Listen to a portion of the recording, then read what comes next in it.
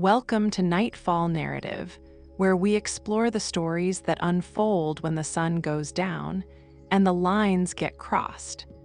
If you enjoy stories about standing your ground and finding your voice, make sure to subscribe, because this one is a resolution you won't forget.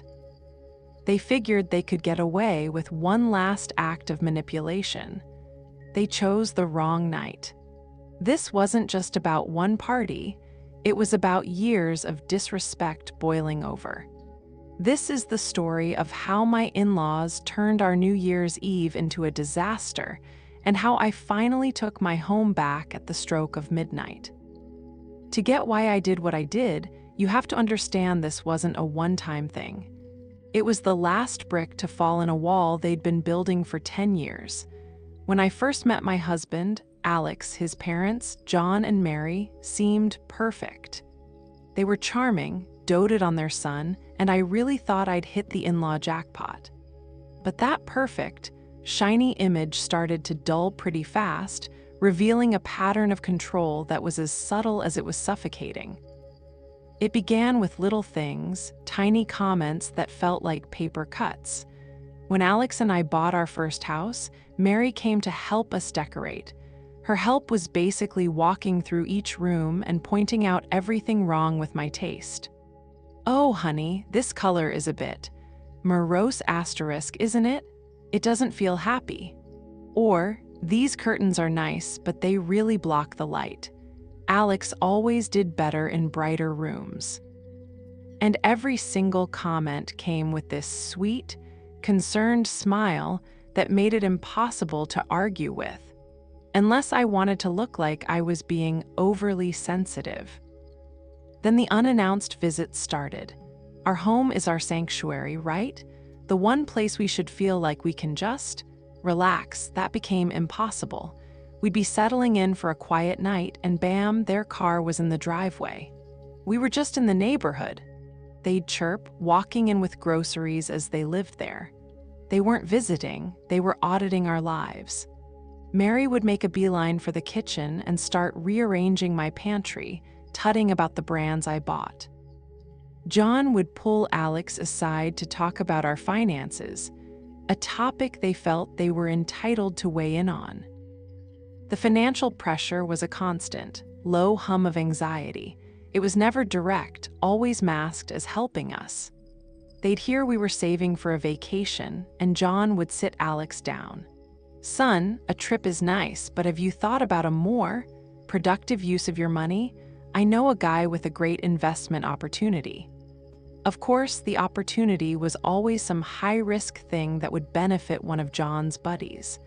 When we'd politely say no, Mary would sigh, as we'd just broken her heart. "We just worry. We want to see you get ahead. It's a shame to see you struggling when you don't have to be." We weren't struggling. We were a young couple building our life our own way. But in their world, if we weren't following their exact plan for success, we were failing. But the worst part was how they constantly tried to undermine our marriage. Mary seemed to see me not as a daughter-in-law, but as a rival for her son's love. She'd praise Alex effusively in front of me for things I had done. "Oh, Alex, this meal is divine. You're becoming such an amazing cook," she'd gush, knowing I'd spent hours on it. If I tried to gently correct her, she'd wave it off. "Oh, of course, dear." But we all know who the real talent in the kitchen is. She was building this story where I was incompetent, and Alex was the poor husband who was too good for me. They'd even bring up his ex-girlfriends, talking about how much she had her life together, which was a clear shot at me. We tried to set boundaries.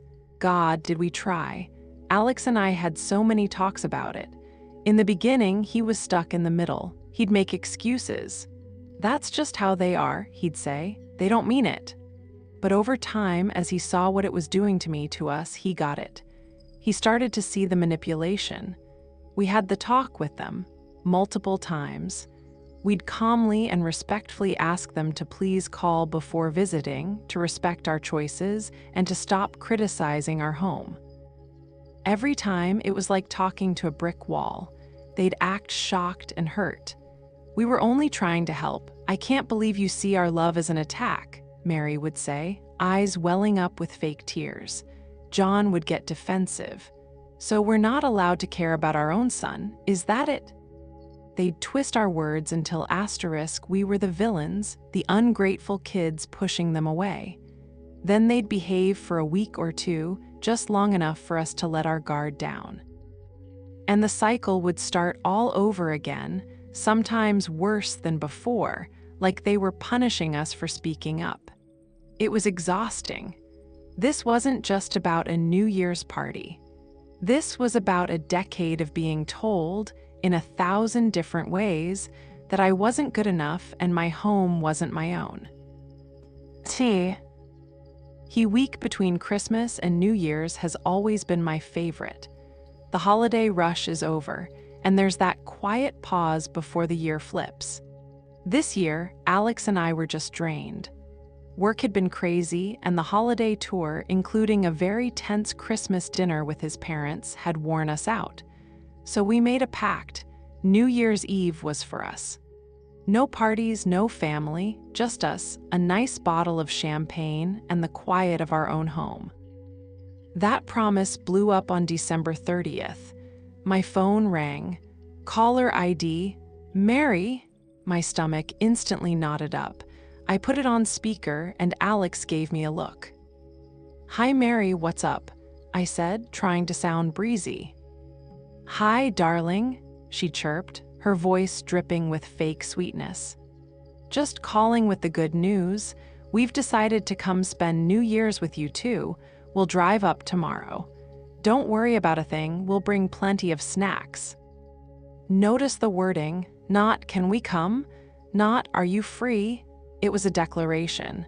We've decided. My mind was spinning. The sheer audacity was stunning, even for them. I took a deep breath. "Oh, Mary, that's so nice of you to offer," I started, picking my words carefully. But Alex and I were really looking forward to a quiet night, just the two of us. We're so tired. The silence on the line was heavy. Then her tone shifted. The sweetness vanished, replaced by a cold, wounded edge. "Quiet? On New Year's Eve? You can't be serious. Nobody should be alone on New Year's. It's for family. The guilt trip landed right on cue. Alex took the phone. "Mom, it's not that we don't want to see you.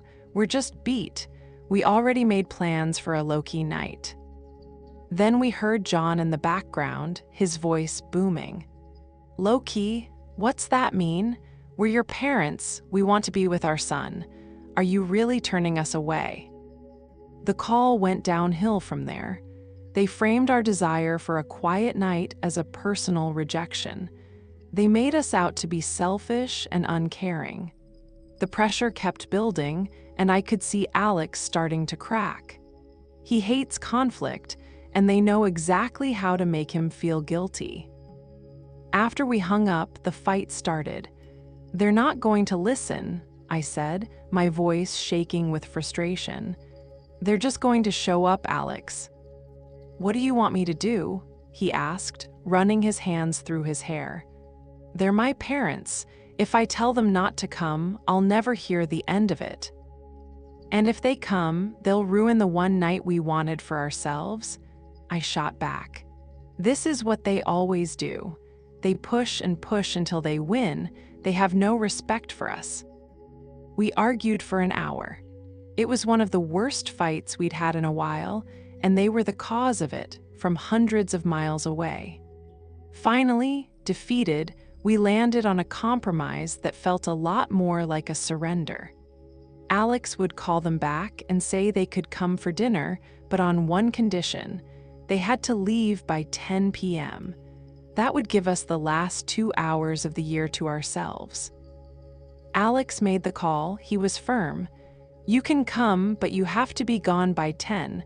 I'm serious, Mom. That's the deal." Mary agreed, though her voice was dripping with passive aggression. When they showed up the next day, my sense of dread was immediate. They didn't just bring an overnight bag. They hauled in 2 huge suitcases, the kind you take on a week-long cruise. They plonked them in the guest room like they were moving in. John clapped Alex on the back. "Don't you worry, son, we'll make this a New Year's to remember." Mary walked into the living room, glanced at the cozy scene I'd set, and said, "Oh, this is a little subdued, isn't it? Good thing we're here to liven things up." The invasion had begun. The 10 p.m. deadline already felt like a sick joke.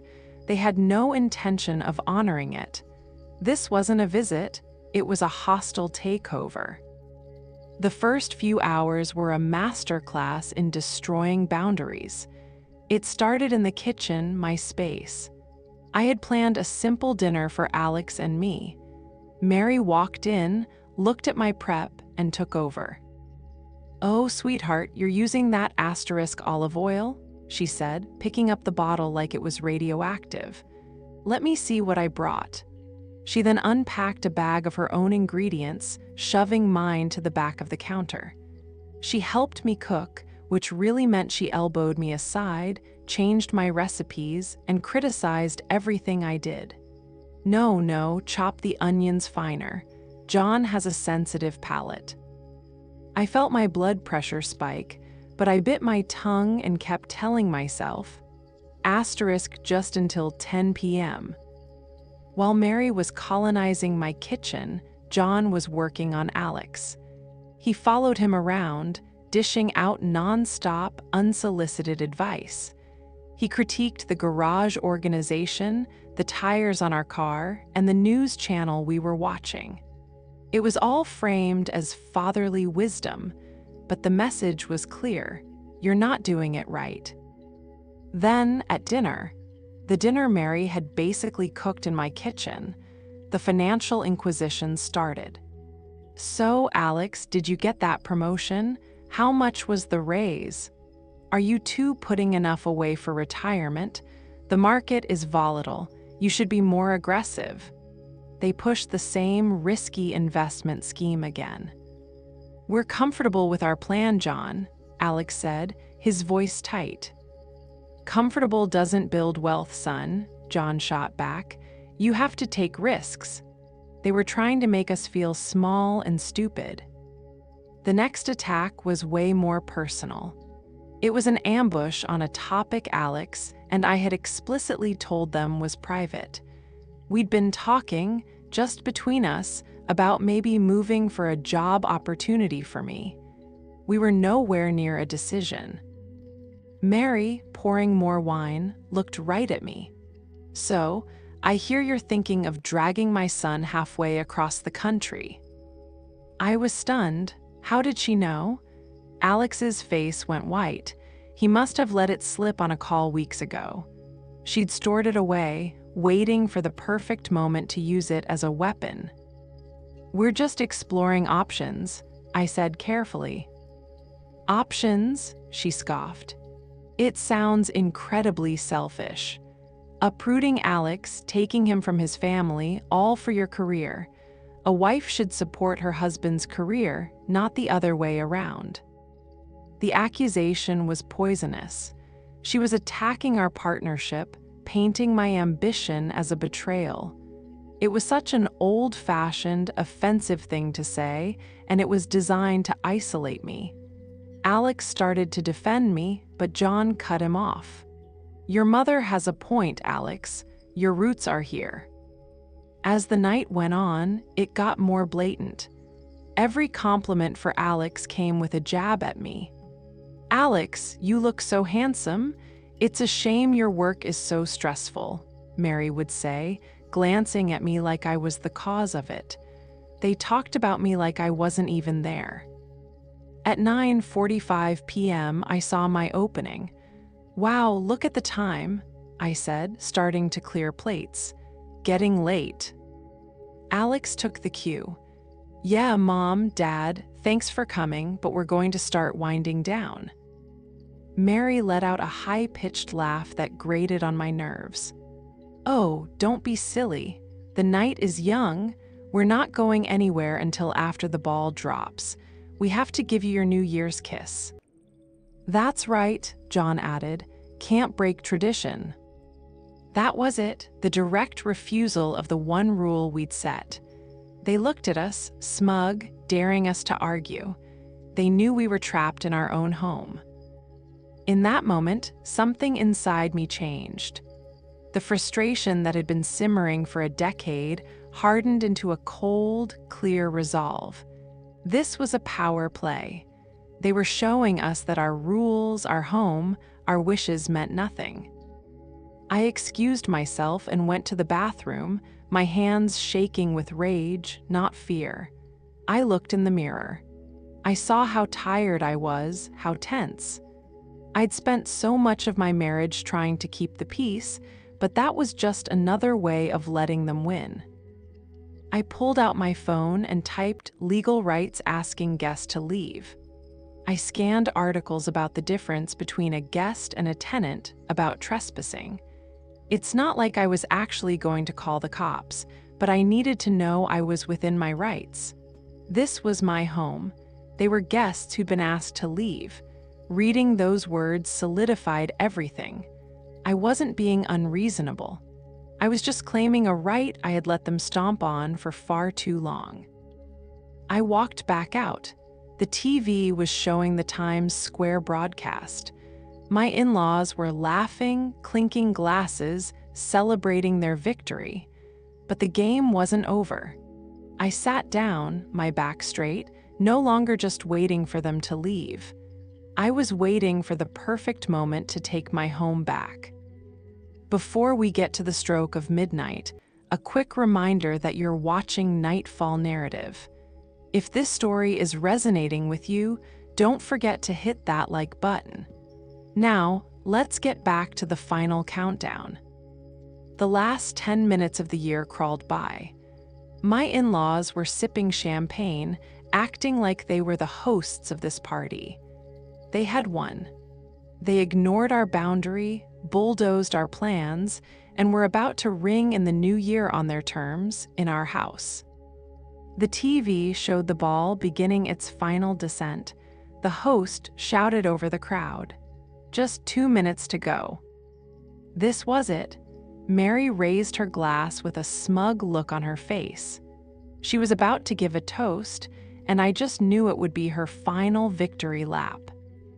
A toast, she announced, to a new year, a year of new beginnings, and hopefully, she turned and locked eyes with me, a year where Alex finally gets the support he deserves, and maybe we can finally look forward to the pitter-patter of little feet. A man isn't complete without an heir. And there it was. In a few sentences, she called me an unsupportive wife, reduced our marriage to a baby-making operation, and blamed me for her lack of grandchildren. It was so personal and so deliberately cruel that something inside me didn't just snap, it vaporized. The fear was gone. The need to keep the peace was gone. There was only a profound sense of right and wrong, and this was wrong. I didn't yell, I didn't cry. I just put my champagne flute on the coffee table with a quiet *click*.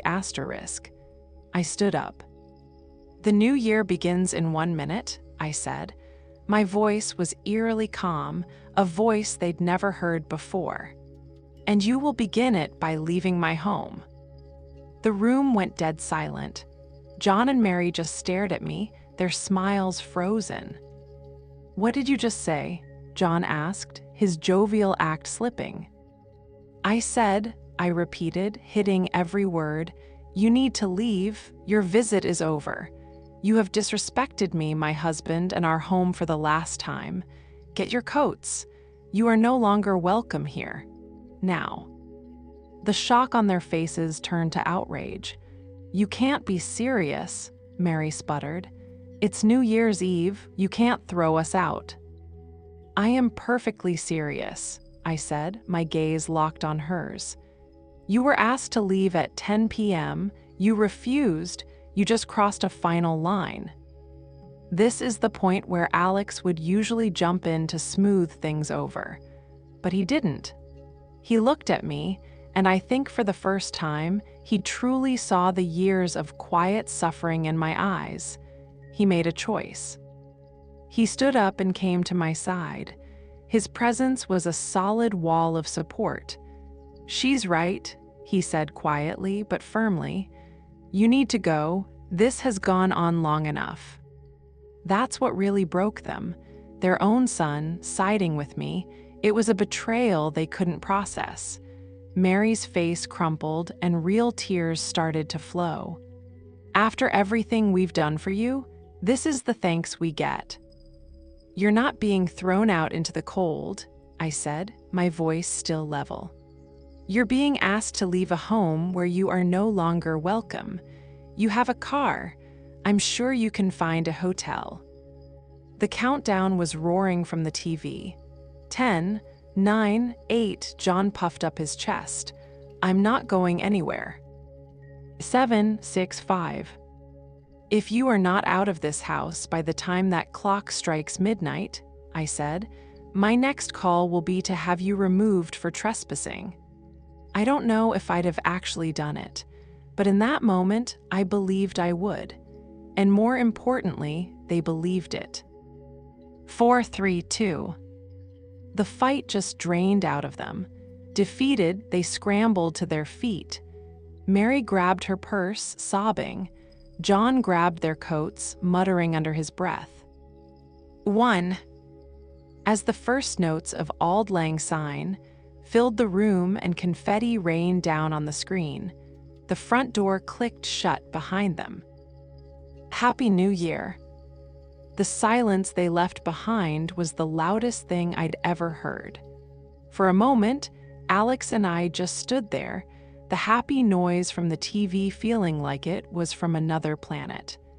The smell of Mary's perfume still hung in the air. Then a wave of adrenaline hit me so hard my knees felt weak. I sank onto the couch, shaking. Alex immediately sat down and wrapped his arms around me. "I can't believe I did that," I whispered. "I can't believe it took us this long," he whispered back, his voice thick with regret. "I'm so sorry. I should have done that years ago. I should have protected you." His support in that moment was everything. It felt like our marriage, which had been stretched to its breaking point, was being forged into something new and so much stronger. After a few minutes, a practical thought cut through the fog. I stood up, walked to the front door, and locked it. I slid the deadbolt home. It was a simple action, but it felt huge, like I was finally securing my sanctuary. We both knew a lock change was next. The fallout started less than 15 minutes later. My phone started buzzing, then Alex's. It was a coordinated attack. Texts from Mary, full of venom. "I have never been so humiliated. You are a cruel, heartless woman. You turned my son against me." Then texts from John, more threatening. "You'll regret this. Family is everything, and you just destroyed ours." Then they unleashed the flying monkeys. Calls and texts from Alex's aunt, his cousins, and family friends. The story was already spinning. Their loving parents had been brutally kicked out into the cold by their monster daughter-in-law. We were being bombarded by people who only heard one side of the story. The smear campaign was swift and brutal. Alex and I looked at each other, our phones buzzing between us like a nest of hornets. Without a word, we both switched our phones to silent, then turned them off completely. We were cutting the cord. For the first time in a long time, we were on the same side of the line together. The weeks that followed were tough. We had to have hard conversations with other family members, explaining that this wasn't a random outburst, but the end of a long, painful story. Some got it, others took their side for good. We lost some relationships. But through it all, something amazing happened. Our home became quiet. It became ours again. The constant anxiety I'd lived with for years just faded. Alex and I talked more than ever. We even started couples counseling to unpack the damage and build healthier habits for our future. We're completely no contact with his parents now. It's sad, but it was necessary. Our marriage isn't just surviving, it's thriving without their toxicity. That New Year's Eve wasn't an ending. It was a painful, messy, but necessary beginning. It taught me that setting a boundary is only half the fight, and forcing it is what really matters. It taught me that your peace is worth fighting for, and your home should be your safe space. It was the hardest decision I ever made, but it was also the most liberating. Standing up for my marriage was the best New Year's resolution I could have made. What would you have done? Have you ever had to choose this to protect your own peace? I'd be interested to hear your stories in the comments. Thanks for listening to this story on Nightfall Narrative. If you've ever felt trapped by family dynamics, please know you're not alone. Your home is your sanctuary, and you have every right to protect it. For more stories like this, make sure you're subscribed and have notifications turned on. We'll see you in the next one.